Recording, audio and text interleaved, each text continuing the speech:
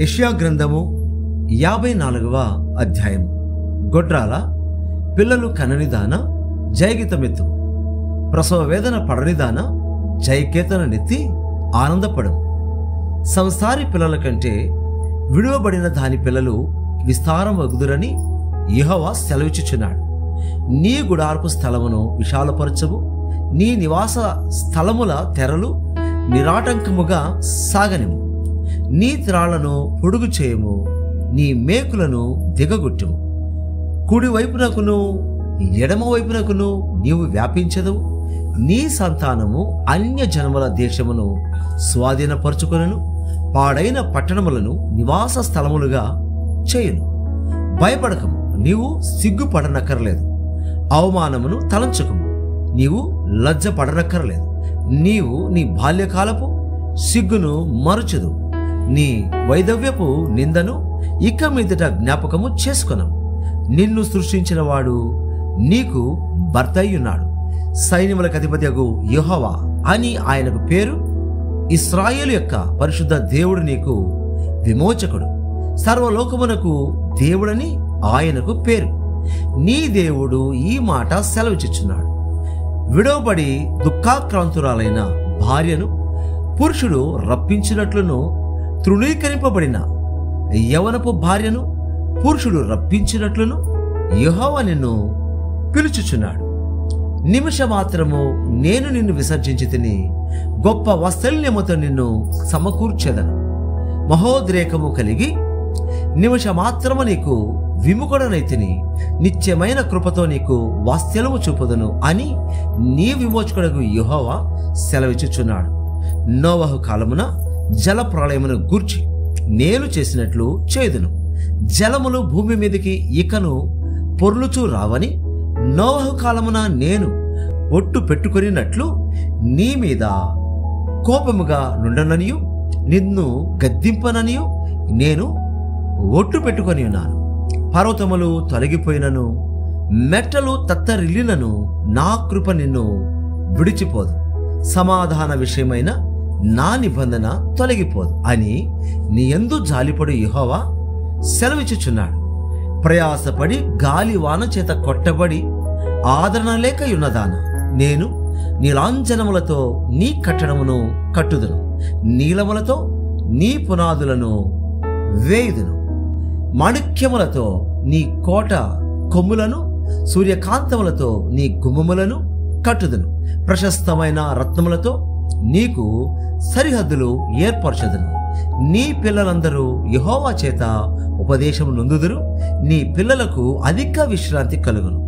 నీవు నీతిగల దానవై స్థాపింపబడదు. నీవు భయపడనక్కర్లేదు.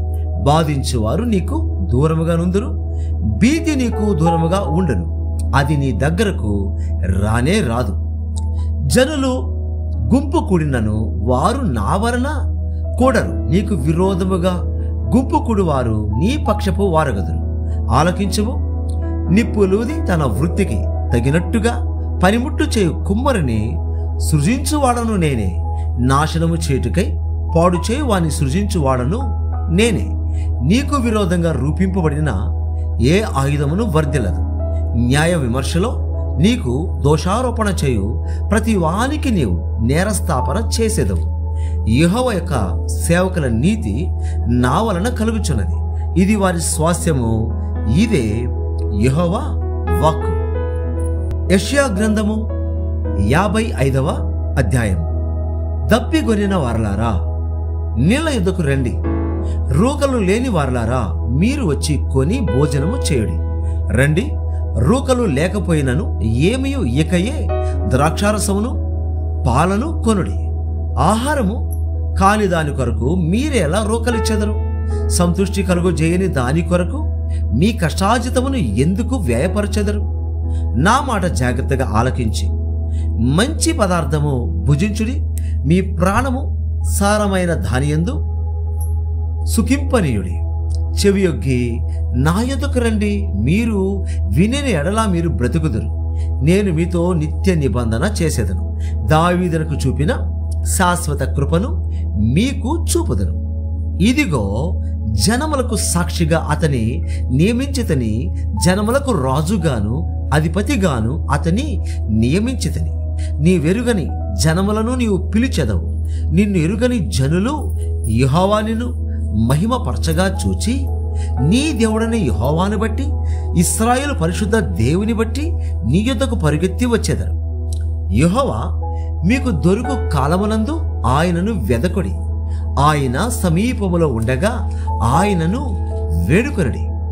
భక్తిహీనులు తమ మార్గమును విడువవలెను, దుష్టులు తమ తలంపులను మానవలెను. వారు యెహోవా వైపు తిరిగిన ఎడల ఆయన వారి యందు జాలిపడను. వారు మన దేవుని వైపు తిరిగిన ఎడల ఆయన బహుగా క్షమించను. నా తలంపులు మీ తలంపుల వంటివి కావు, మీ త్రోవలు నా త్రోవల వంటివి కావు. ఇదే యెహోవా వాక్కు. ఆకాశములు భూమికి పైన ఎంత ఎత్తుగా ఉన్నవో మీ మార్గముల కంటే నా మార్గములు, మీ తలంపుల కంటే నా తలంపులు అంత ఎత్తుగా ఉన్నవి. వర్షమును హిమమును ఆకాశము నుండి వచ్చి అక్కడికి ఎలాగూ మరలక భూమిని తడిపి విత్తువానికి విత్తనమును, భుజించువానికి ఆహారమును కలుగుటకై అది చిగిర్చి వర్ధిల్లునట్లు చేయునో, అలాగే నా నోట నుండి వచ్చు వచనమును ఉండును. నిష్ఫలముగా నా యొద్దకు మరలక అది నాకు అనుకూలమైన దాని నెరవేర్చును. నేను పంపిన కార్యమును సఫలము చేయను. మీరు సంతోషముగా బయలు వెళుదురు, సమాధానము పొంది తోడుకొని పోబడుదురు. మీ ఎదుట పర్వతములను మెట్టలను సంగీతనాదము చేయును. పొలములోని చెట్లన్నీ చప్పట్లు కొట్టును. ముండ్ల చెట్లకు బదులుగా దేవదారు వృక్షములు మొలుచును.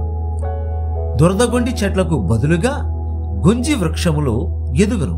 అది యెహోవాకు ఖ్యాతిగాను, ఆయనకు కొట్టివేయబడిన నిత్యమైన జ్ఞాపక సూచనగాను ఉండును.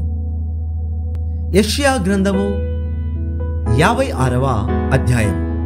యెహోవా ఇలాగు సెలవిచ్చుచున్నాడు, నా రక్షణ వచ్చుటకు సిద్ధముగా ఉన్నది, నా నీతి వెల్లడి అగుటకు సిద్ధముగా ఉన్నది. న్యాయ విధిని అనుసరించుడి, నీతిని అనుసరించి నడుచుకునుడి. నేను నియమించిన విశ్రాంతి దినమును అపవిత్రపరచకుండా దానిని అనుసరించుచు ఏ కీడు చేయకుండా తన చేతిని బిగబట్టువాడు ధన్యుడు. ఆ ప్రకారము చేసి దాని రూఢిగా గైకొను నరుడు ధన్యుడు.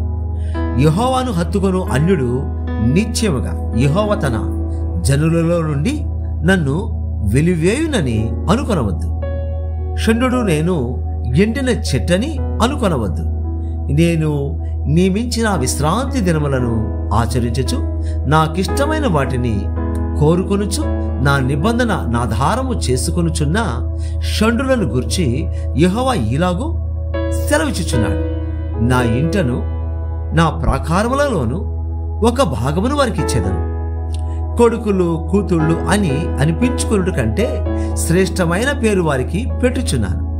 కొట్టివేయబడిన నిత్యమైన పేరు వారికి పెట్టుచున్నాను. విశ్రాంతి దినమును అపవిత్రపరచకుండా ఆచరించుచు నా నిబంధనను ఆధారము చేసుకొనుచు యెహోవాకు దాసులై యెహోవా నామమును ప్రేమించుచు ఆయనకు పరిచర్య చేయవలనని ఆయన పక్షమున చేరు అన్యులను నా పరిశుద్ధ పర్వతమునకు తోడుకొని వచ్చేదను. నా ప్రార్థనా మందిరములో వారిని ఆనందింపజేసేదను. నా బలిపీఠము మీద వారర్పించు దహన బలులను నాకు అంగీకారములగును. నా మందిరము సమస్త జనులకు ప్రార్థనా మందిరం అనబడను. ఇశ్రాయేలీయులలో వెలివేయబడిన వారిని సమకూర్చు ప్రభువు యెహోవాకు ఇదే. నేను సమకూర్చిన ఇశ్రాయేలు వారికి పైగా ఇతరులను కూర్చెదను.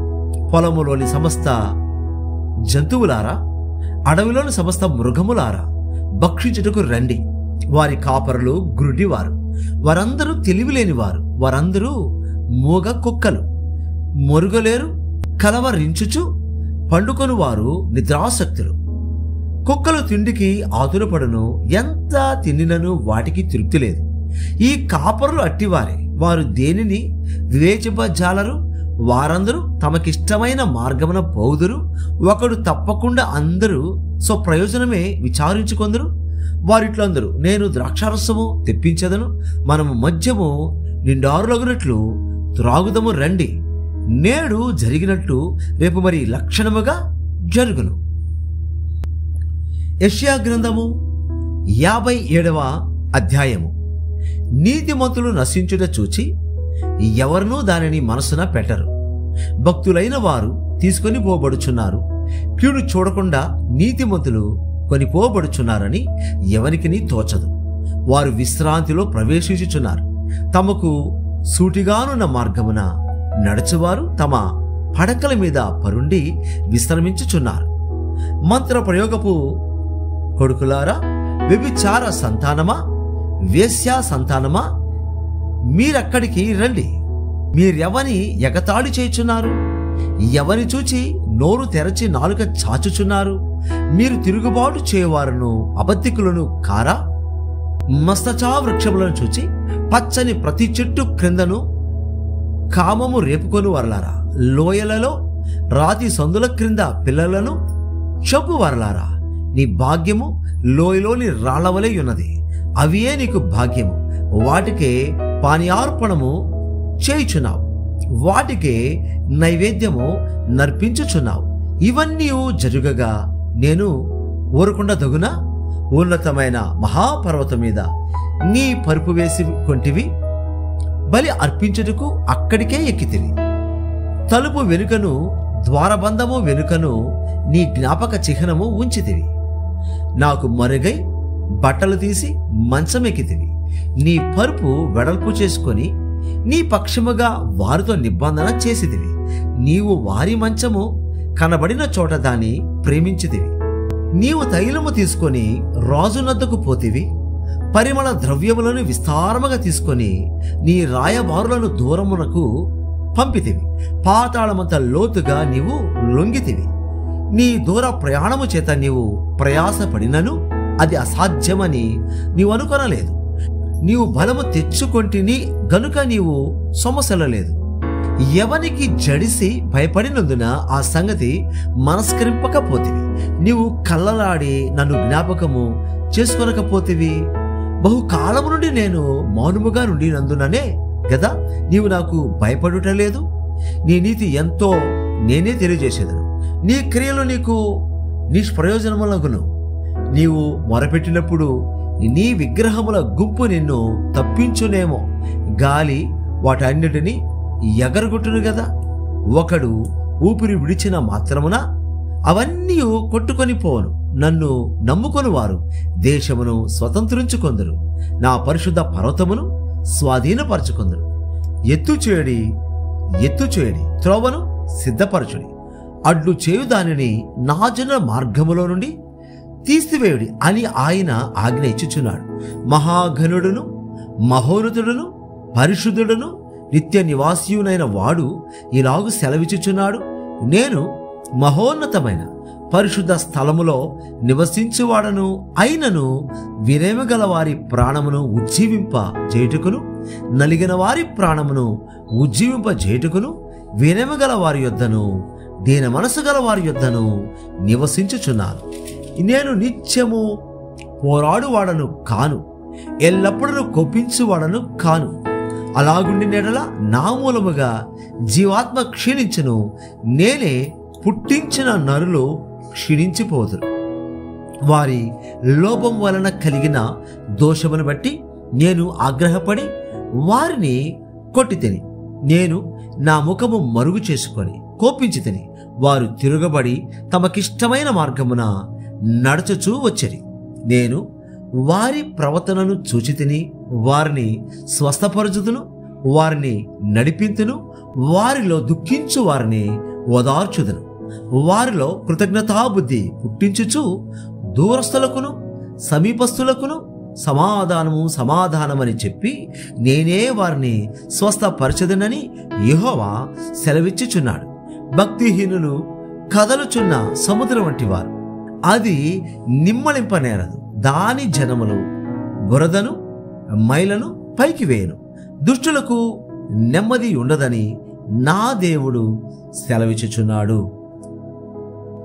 యెషయా గ్రంథము 58వ అధ్యాయం.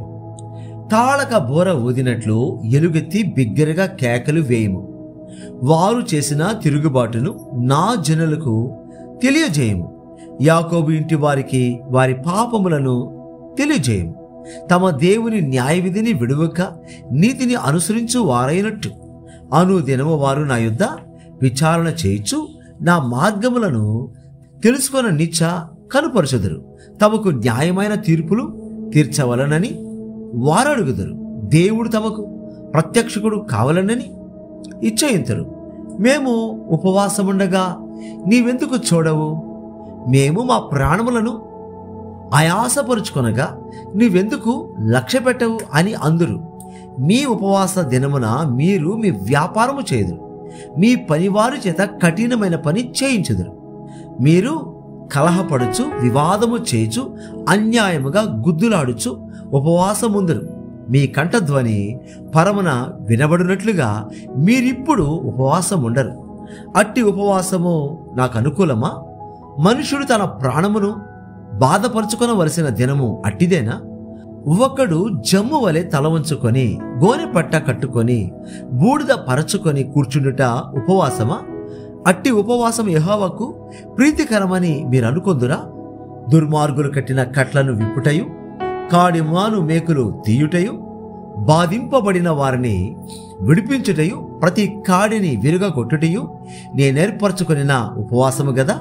నీ ఆహారము ఆకలి గొనిన వారికి పెట్టుటయు నీ రక్త సంబంధికి ముఖము తప్పింపకుండుటయు దిక్కుమాలిన బేదలను నీ ఇంట చేర్చుకునుటయు వస్త్రహీనుడు నీకు కనబడినప్పుడు వానికి వస్త్రములిచ్చుటయు ఇదియే గదా నాకిష్టమైన ఉపవాసము. అలాగన నీవు చేసిన ఎడల నీ వెలుగు వేకువ చుక్క వలె ఉదయించును, స్వస్థత నీకు శీఘ్రముగా లభించును. నీ నీతి నీ ముందర నడుచును, యెహోవా మహిమ నీ సైన్యపు వెనుకటి భాగమును కావలి కాయను. అప్పుడు నీవు పిలువగా యెహోవా ఉత్తరమిచ్చును, నీవు మొరపెట్టగా ఆయన నేను నానను. ఇతరులను బాధించుటయు వ్రేలు పెట్టి చూపి తిరస్కరించుటయు చెడ్డ దానిని బట్టి మాట్లాడుటయు నీవు మాని ఆశించిన దానిని ఆకలి గొన్నిన వారికిచ్చి శ్రమ పడిన వారిని తృప్తిపరచిన ఎడల చీకటిలో నీ వెలుగు ప్రకాశించును, అంధకారం నీకు మధ్యాహ్నం వలె ఉండను. యెహోవా నిన్ను నిత్యము నడిపించను. క్షామకాలమున ఆయన నిన్ను తృప్తిపరచి నీ ఎముకలను బలపరచును. నీవు నీరు కట్టిన తోటవలెను ఎప్పుడును ఉబుకుచుండు నీటి ఊటవలెను ఉండెదు. పూర్వకాలము నుండి పాడైపోయిన స్థలములను నీ జనులు కట్టెదరు. అనేక తరముల క్రిందట పాడైపోయిన పునాదులను నీవు మరలా కట్టెదు. విరుగబడిన దానిని బాగుచేయు వాడవనియు దేశములో నివసించినట్లుగా త్రోవలు సిద్ధపరచు వాడవనియు నీకు పేరు పెట్టబడను. ఆయన నీతియే ఆయనకు ఆధారమైను. నా విశ్రాంతి దినమున వ్యాపారము చేయకుండా నాకు ప్రతిష్ఠితమైన దినమని నీవు ఊరకుండినెడల విశ్రాంతి దినము మనోహరమైనదనియు యెహోవాకు ప్రతిష్ఠిత దినమనియు ఘనమైనదనియు అనుకొని దాని ఘనముగా ఆచరించినడల నీకిష్టమైన పనులు చేయకయు వ్యాపారము చేయకయు లోక వార్తలు చెప్పుకొనకయు ఉండిన ఎడల నీవు యెహోవా యందు ఆనందించదు. దేశం యొక్క ఉన్నత స్థలముల మీద నేను నిన్నెక్కించెదను. నీ తండ్రి అయిన యాకోబు స్వాస్థ్యమును నీ అనుభవములో ఉంచెదను. యెహోవా సెలవిచ్చిన వాక్కు ఇదే.